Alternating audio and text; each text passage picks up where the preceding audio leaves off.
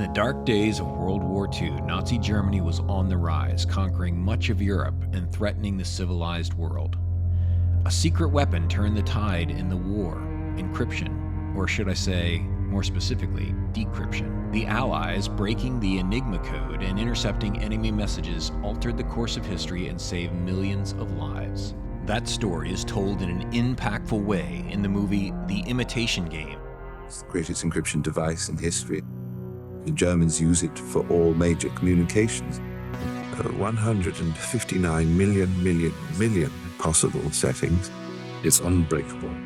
Let me try, and we'll know for sure. The decryption of enemy messages became a powerful tool and a prized possession of governments trying to protect their national security. The United States government put laws in place to prevent the use of strong encryption and ensure they would always be able to decrypt international communications. Decades later, in the dot-com era, the internet drew businesses online.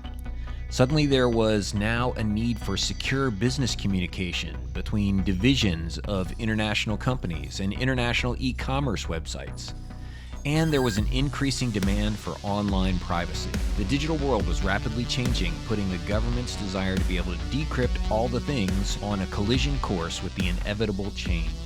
The crypto wars of the 1990s had begun, and names like Bruce Schneier, Peter Junger, and Phil Karn had become prominent figures in the battle against these dying regulations. Perhaps the poster boy of all the people in this movement was Phil Zimmermann. In this episode of the Infosec Toolshed, we're diving into the gripping origin story of PGP, the software that revolutionized encryption and put its creator, Phil Zimmermann, in the crosshairs of the federal government. This brings secure communications to the masses, a capability formerly only available to the government, defense contractors, military and diplomatic communications. Join us as Phil Zimmermann himself recounts the saga, revealing the behind-the-scenes drama, the high-stakes legal confrontation, the underhanded CEO and crypto patent cartel, and the visit by the U.S. government that nearly landed him in prison and changed the landscape of digital privacy forever.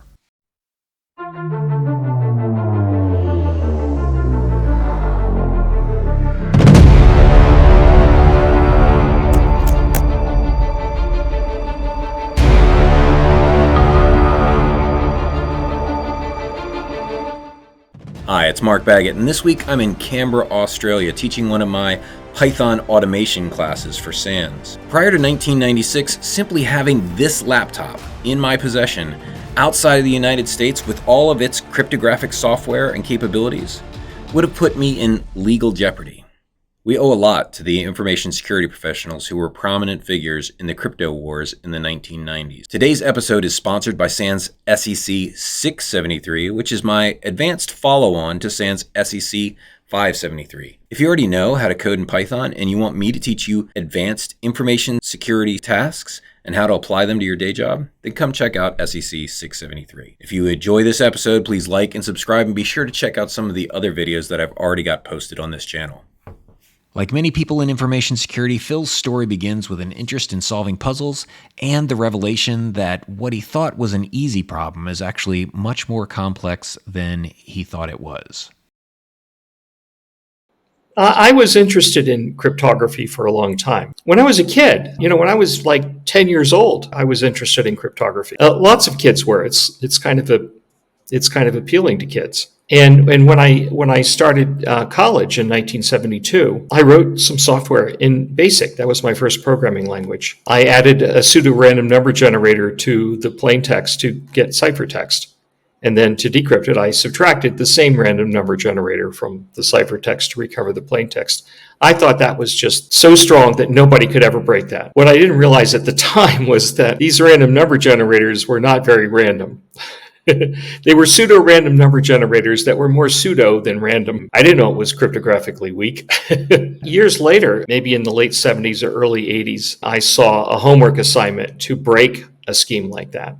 The scheme that I had come up with when I first started going to the university in the early 70s. And that was kind of an embarrassment. At first I thought, oh, good. They had the same idea as me. Great minds think alike. And not so fast. No, this is a homework assignment for this introductory student to break it, not to, use it. There's a high risk in this field of people that just start out, people that might be pretty good software engineers. If they imagine that they can write cryptographic software and more importantly, design a cryptographic algorithm like a block cipher, there's the Dunning-Kruger effect. They imagine themselves to be cryptographers. I mean, it looks easy. Sometime in the mid-1980s, I started writing some C software to implement RSA. But that was just like in a petri dish. You could do here's some RSA calculations you can do with software, but that's all it is.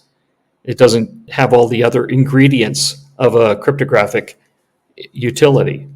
You need to have also block ciphers and hash functions, and you have to have some kind of key management algorithm. And you have to put all this together into an overall protocol, and you have to implement that protocol. And that was something that I didn't have time to do. In the 1980s, I was a peace activist, and I worked 40 hours a week in my day job as a software engineer, and another 40 hours a week on trying to stop the arms race, the real arms race, the superpower nuclear arms race. I didn't have time to write a full application, but I did over several years' time develop little bits and pieces of things that would later become PGP. And then in 1990, I started putting it all together: block ciphers, hash functions, public key algorithms, and some ideas on how to do key management. The key management part wasn't done yet. It still lacked important ingredients. In June of 1991, that's when I released PGP 1.0. And then I turned my attention back to consulting, but I didn't anticipate the absolute feeding frenzy that triggered. And then I got a lot of people volunteering to help. I could offload a lot of stuff onto these volunteers. One of the volunteers was Hal Finney, who was well known in cryptocurrency circles. But there was also Peter Gutman, a New Zealand cryptographer I think he had just gotten his PhD at that time, or maybe he was still working on it. And another guy in the Netherlands, a guy named Branko Lancaster.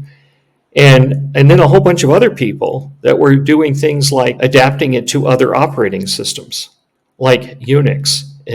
First it was in MS-DOS only, and then they were porting it to various flavors of Unix. Linux wasn't a thing yet. Linux came out at about the same time as PGP. Just as PGP 1.0 was a small subset of what it later became, Linux was also getting its start. And so over the next year, we were making all these improvements to make it work on all these different versions. And Hal worked on the trust model. I had in mind a particular way of managing keys with a particular trust model, which later became known as the Web of Trust. It's just that I didn't have time before, the bank was going to take our house. So I had to put version 1 out there without a trust model. With Hal helping, we got version 2 out 15 months later. Anyway, this triggered a criminal investigation. Soon after developing version 2, it attracted the attention of U.S. Customs, and they became the investigating agency. And I got a call from U.S. Customs asking me questions about PGP, and I was talking with them on the phone, and I thought maybe they had run into PGP, and they needed some advice on, what should they do? Can I help them with breaking it or something? I don't know. I just imagined. I had a naive attitude about it. And then they said they wanted to fly out to Colorado and interview me with 2 agents. And I realized at that time that this doesn't sound very much like them asking for some technical information. There must be something else going on here. When I went to the lawyer that I hired for this, he called them up and talked to them. And then we discussed it and made a decision of allowing the interview. So before they showed up for the interview, we already knew that they thought that I had violated a law. They came in with a tape recorder, two federal agents from U.S. Customs. They asked a bunch of questions. And so for 3 years, this criminal investigation went on and on. There was a grand jury, and they were interviewing witnesses. Some of the witnesses knew me, and they were subpoenaing documents. My lawyer had organized a meeting of a bunch of organizations that were interested in this. So there was the Electronic Frontier Foundation, there was the Computer Professionals for Social Responsibility, there was the ACLU, there was a couple of Washington law firms. And so I think there was 10 lawyers from 10, one from each organization. And so we went in there and closed the door. And so it was me and a bunch of lawyers. And so everything was attorney-client privilege. And they asked me to tell them what happened. And so I explained to them, what this whole thing was about, what I had done, what I was guilty of, And so they listened to me, and then they said, well, I have no chance. I'm going to be convicted. And that was that was really bad news. If that many lawyers all agree that I'm going to be convicted, then now my lawyer, he's a creature of the courtroom. He doesn't have quite the same pessimism, because when it comes down to a criminal trial, the criminal defense lawyer is in his element. We were very interested in trying to not be indicted. So, we would, and if we were indicted, we would then try to do a bunch of pretrial motions and try to discourage it from going on. And then in the last line of defense, we had a layered defense strategy. And I convinced my legal defense team to allow me to speak to the press, which is unusual. Most criminal defense lawyers do not allow their clients to talk to the press. They usually feel strongly about that. But I managed to convince them to let me talk to the press. And I was doing public speaking. I managed to create a lot of public awareness of it. I did about 5 press interviews a week for the whole 3 years of the criminal investigation. 100% of them were sympathetic to me and critical of the government. Not 99%. 100.0%. And I think maybe the reason why is because journalists felt that this was a First Amendment case. And the First Amendment is something that appeals strongly to journalists. There are 2 stories about books that came at different times. First, the one that happened during the criminal investigation. And I went to a Computers, Freedom, and Privacy conference in California. Bob Pryor, who was the senior editor at MIT Press. MIT Press is a prestigious academic press. They publish lots of computer science books, and he wanted to publish the PGP User's Guide. By the way, the PGP User's Guide was a bit unusual because it was written in first-person singular. You don't see a lot of computer manuals written in first-person singular. It had a lot to do with why people trusted PGP. The PGP User's Guide was written in first-person singular, and that's me speaking in my voice to the reader. That's more human. It's not a faceless bureaucracy. It's a human being talking to you, the reader, about why you want this software and what's so good about it. Now later, when the criminal investigation began, people had an even stronger reason to trust PGP, because if the government was trying to put me in prison for it, then that made it more appealing to people. And so they trusted it more. What I said to Bob Pryor is, well, I would like to publish this book, but I really want to publish 2 books. The one that you asked for, but another book as well. I want to put all the source code to PGP in a book published by MIT Press. So you'll have to publish 2 books. And Bob said, why do you want to do that? I mean, we could do that, but I don't know why you would want to do such a crazy thing. Well, I told him the reason why, and the reason why had to do with some litigation that was going on at that moment. This was in 1994. And there was an engineer at Qualcomm, a guy named Phil Karn. He wanted to strike a blow for loosening up the export controls on encryption software. Everybody was talking about these export controls, largely because of PGP. I was the poster child. Phil Karn went down to the local bookstore and bought a copy of Bruce Schneier's Applied Cryptography. In that book, there is some source code for the Federal Data Encryption Standard, written in C. It was in an appendix of the book. And he took that book. Now, he didn't know Bruce Schneier at the time. He just went and bought this book from the local bookstore, like anyone else could buy. He applied to the State Department for permission to export this book. He took the book, wrapped it up, and filled out a form called a commodities jurisdiction form, a CJ, commodities jurisdiction, put that in the package with the book, sent it off to the State Department, asking permission to export this book. The State Department said, of course you can export it. Why are you asking us such a stupid question? This is a book. This is not subject to export controls. Of course, here, yes, you can do it. Don't trouble us with such trivial questions. We don't have any laws against exporting books. Well, little did they realize that they were walking into a trap, a clever trap that Phil Karn had carefully designed for them. As soon as they gave permission to export this book, he sent them a floppy disk with another CJ form filled out. This floppy disk contained the C source code that was in the appendix of Bruce Schneier's book, the book that the State Department had already granted a CJ request for. The State Department got this FedEx package from Phil Karn with a floppy disk in it and a CJ form all properly filled out. And they looked at it and they found that it contained C source code. And they said, hell no, you can't export this. We have a law against this. This is a violation of the Arms Export Control Act if you were to export this. No, you cannot have a CJ. So the answer is no. And so Phil Karn said, well, how can you say no?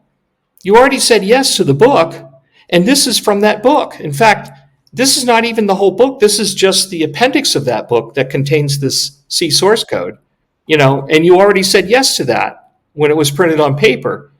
And they said, well, be that as it may, we're not going to let you export this floppy disk. And finally, he sued them in federal court. At the time that I ran into Bob Pryor from MIT Press at the Computers, Freedom, and Privacy Conference, the State Department was a defendant in civil litigation from Phil Karn. And I knew this, and I wanted to leverage this in my legal defense. I told Bob Pryor why I wanted to do this, and he agreed it was a great idea.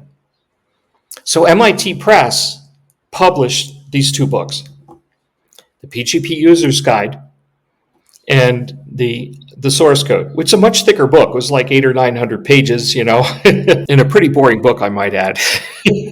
Real page turner, right? Anyway, and in the preface to the book, I explain why this book exists. This is an exercise in the right to publish software under the First Amendment. What happened is that it wasn't me that applied for a CJ. It was MIT Press that applied for it. They were the ones publishing it. When the State Department got this CJ request with a copy of the book, it wasn't for a tiny little subroutine for computing the DES, which was, 3 or 4 pages long. No. This was 800 pages of dense C source code. It had everything. It even had the make files. And it was in a font that, at least theoretically, could be easily scanned with OCR. Now, it turns out that no one ever scanned it because it was the same version of PGP that already had spread around the world, so there was no point in anyone scanning it in. We wanted this CJ request to go to the State Department, and the State Department asked the NSA what to do. The State Department understood that they were in a precarious position here. They were defendants in civil litigation, and here was this book with the entire source code of PGP, not some little harmless subroutine, but the entirety of PGP that was currently deployed at that time. And NSA said, well, whatever you do, don't say yes. We don't care what you do, except for that one thing. Don't say yes. They never responded to MIT Press. Meanwhile, MIT Press didn't wait. They, as soon as they sent the CJ request to the State Department, they started shipping the books in large quantities to their overseas resellers. We didn't actually care what the response was, because if they said yes, then we were going to use that at trial. If I was indicted, then we were going to say, well, you let MIT Press publish this, is this selective prosecution? If they said no, well, no problem. We'll use that at trial too. We'll just change the argument a little bit. We're going to say, well, look at what you did. You stifled a prestigious academic press. You told them not to export a book. Are you crazy? That's a clear violation of the First Amendment, which is why they never responded. So the whole 1990s was a struggle to get these laws changed. That happened in 2000 when Clinton decided to lift the export controls. And he had to do it because by 2000, He was surrounded. The other two branches of government were going to do it for him if he didn't do it himself. There was litigation. There were two civil lawsuits. My criminal investigation was over. And so there was just these two civil lawsuits. One of them was Phil Karn, and the other one was Dan Bernstein. The judiciary was going to come down on this, and the Clinton White House knew this. Congress was going to pass laws to get rid of these export controls. And the White House knew this. They didn't want to get flanked by the other two branches of government. So the president ordered that the export controls for encryption software were lifted. And that was in 2000. The intellectual property side of this is kind of a fairly convoluted story. MIT and Stanford, these two universities, had independently discovered these two public key algorithms. These two universities applied for a patent for these things. Both of them did at the two universities. Stanford had applied for a patent for not only the Diffie-Hellman algorithm, but also the whole concept of public key cryptography, no matter what the algorithm. MIT gave an exclusive license to a company called RSA Data Security. Stanford licensed their patents to a company called Scilink in California. And these two companies then decided to pool their patents into a patent cartel. That patent cartel was called Public Key Partners. It had only two employees. It had the CEO of RSA, a guy named Jim Bidzos, and the other was the general counsel of Scilink. This patent cartel just had these two guys in it. Jim Bidzos was the president of two companies whose interests were not necessarily aligned. RSA Data Security had a software library that implemented the RSA algorithm and a bunch of other encryption algorithms. And it turns out that they had been activated by Jim Bidzos of RSA because RSA thought that I was competing with them and they had a patent on the RSA algorithm. They were attempting to put me in prison for that. Later, I ran into one of their employees and asked them why didn't they just sue me if they thought that I was infringing their patent. And they said, well, it's not good business to sue a folk hero.